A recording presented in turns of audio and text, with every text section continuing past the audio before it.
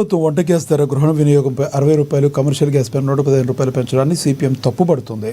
ఆదిలాబాద్ జిల్లా కమిటీ ఆధ్వర్యంలో స్థానిక పార్టీ కార్యాలయం నుండి ఖాళీ గ్యాస్ బండలతో నిరసన ర్యాలీ చేపట్టారు. బస్టాండ్ ఎదుట జాతీయ రహదారిపై ఆందోళన చేపట్టారు. కేంద్రంలోని బీజేపీ యుద్ధ సమయంలో అనాలోచిత విధానం కారణంగానే గ్యాస్ ధరల పెంపు అని సిపిఎం జిల్లా కార్యదర్శి దర్శనాల మల్లేష్ మండిపడ్డారు. యుద్ధంలో మన ప్రభుత్వం ఇజ్రాయెల్, అమెరికాకు మద్దతు ఇవ్వడం ఫలితంగా ఇరాన్ మన చమురు ట్యాంకర్లను సముద్రంలో నిలిపివేసిందన్నారు. దాని ఫలితమే గ్యాస్ పెరుగుదలని మండిపడ్డారు. సామాన్యుల మధ్య తరగతి ప్రజల నడ్డి విరిచే విధానాలను ప్రజలు వ్యతిరేకించాలని పిలుపునిచ్చారు.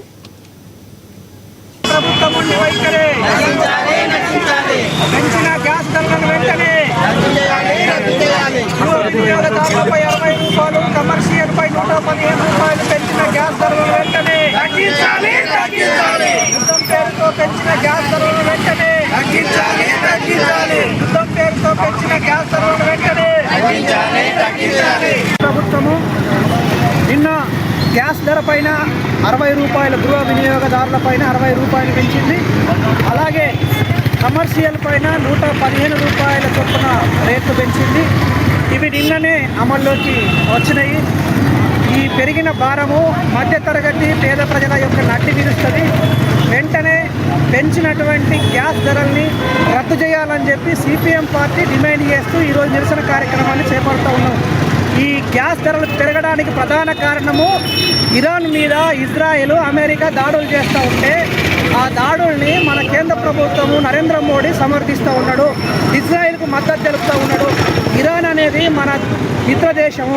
అట్లాంటి దేశానికి మద్దతు తెలపాల్సింది పోయి యుద్ధం చేస్తున్నటువంటి దేశాలకు మద్దతు తెలపడం ఫలితంగా ఇరాన్ వాళ్ళు మన యొక్క చమురు, డీజిల్, పెట్రోల్ యొక్క ట్యాంకర్లను సముద్రంలోనే ఆపేశారు. ఆ సముద్రంలో ఆపేయడం ఫలితంగా మనకు చమురు మన ఇండియాకు రావడం లేదు. అట్లనే మన మిత్ర దేశమైనటువంటి రష్యా నుంచి రోజుకు 20 లక్షల బ్యారెల్ల డీజిల్ని మనం పెట్రోల్ని దిగుమతి చేసుకుంటాం. అట్లాంటి దిగుమతిని అమెరికా ఒత్తిడి ఫలితంగా 10 లక్షలకు తగ్గించుకున్నారు. దాని ఫలితంగా ఈ రోజున రేట్లు పెరిగేటటువంటి ప్రమాదం వచ్చింది. అందుకని నరేంద్ర మోడీ ప్రభుత్వాన్ని మేము హెచ్చరిస్తూ ఉన్నాము. మీరు మన విదేశాంగ విధానం, అలీనోద్యమ విదేశాంగ విధానం అంటే ఇరాన్కు మనం సపోర్ట్ చేయాల్సినటువంటి విధానం, దాన్ని వెంటనే మార్చుకొని ఇరాన్కు సపోర్ట్ చేసి ఇరాన్ ఏదైతే మన ట్యాంకర్లను, డీజిల్, పెట్రోల్ ట్యాంకర్లను సముద్రంలో ఆపేసిందో దాన్ని విడిపించాల్సినటువంటి అవసరం ఉందని చెప్పి డిమాండ్ చేస్తూ ఉన్నాము. అలాగే పెంచినటువంటి ఈ రేట్లను